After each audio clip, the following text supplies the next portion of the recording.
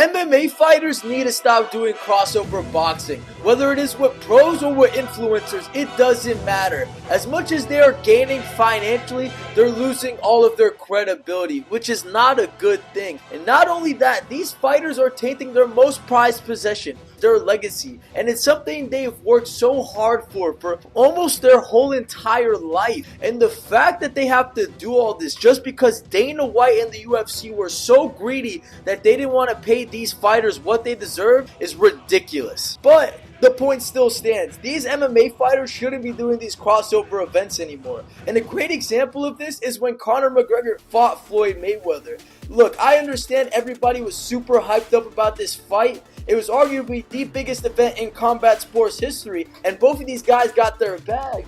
But at the end of the day, everybody knew Floyd Mayweather was going to win, and he won pretty convincingly. Conor McGregor, in the beginning, he did get his reps in, he got a couple of good punches in, but he did what Conor always does and gassed out, and then after that, Floyd just put him out. Look at hindsight.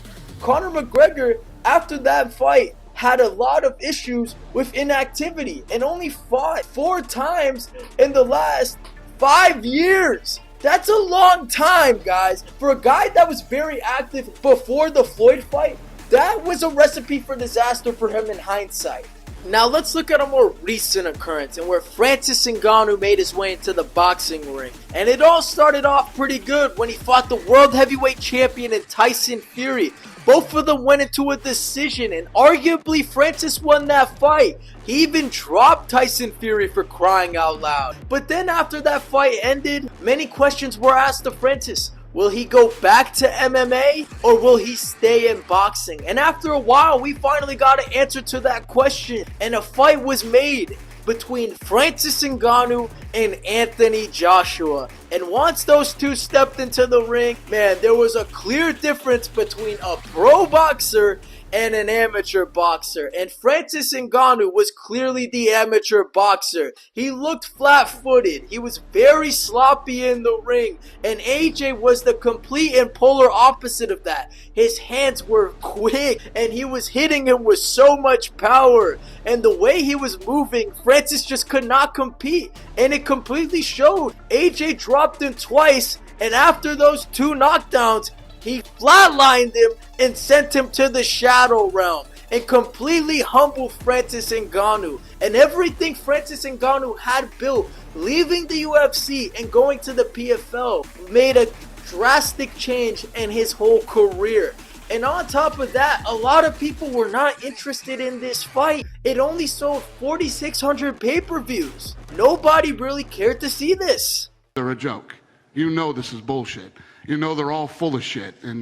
But you may be thinking, Anthony Joshua and Floyd Mayweather are former world champions. Of course these guys shouldn't be able to compete with them. And that's a fair point. But let's not get it twisted here. Look at Jake Paul's MMA hit list. For fuck's sake, the Disney kid has beaten 4 MMA legends in Nate Diaz, Anderson Silva, Ben Askren, and even Tyron Woodley twice. He's knocked down all 4 of them and even smoked 2 of them, knocking them out cold. I will admit though, the Nate Diaz and the Anderson Silva fight wasn't as embarrassing, just simply because there was a more amount of respect and they brought more of the fight. But man, the Tyron Woodley fight was embarrassing to say the least. The first fight was close, but shit, the guy was out here getting Jake Paul's name tattooed, saying he loved him to get a rematch. Like, how desperate were you for a paycheck, my guy?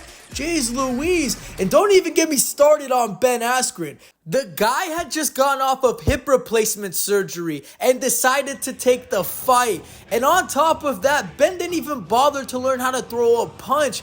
But you know, anything for the bag, right? If Dana's not gonna pay you, might as well get the Temu version of TikTok to do it in Triller. But Ben Askren, ever since then, has come out and stated how he regrets taking this fight with Jake Paul. And I don't blame him. I would too, getting slept like that. And Tyron Woodley, what is he doing now?